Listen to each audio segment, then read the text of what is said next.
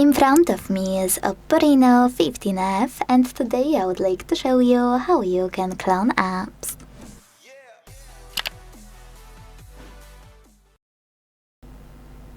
OPPO has App Cloner within its settings, so start by entering those and scrolling down to hit Apps section.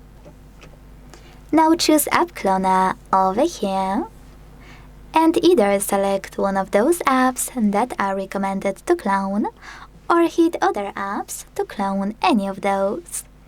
Wherever you decided, when you're ready, tap on the chosen one and use gray switcher next to Create App Clone. Then wait. After your app was successfully cloned, you can adjust those two options. You can rename it however you want to.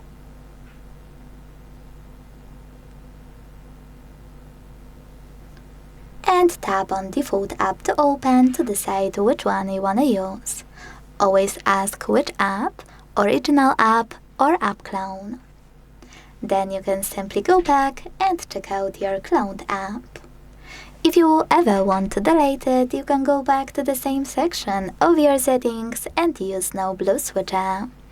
Then confirm your choice in the pop-up. Thanks so much for watching. If you enjoyed this video, leave a like, comment and subscribe. Bye!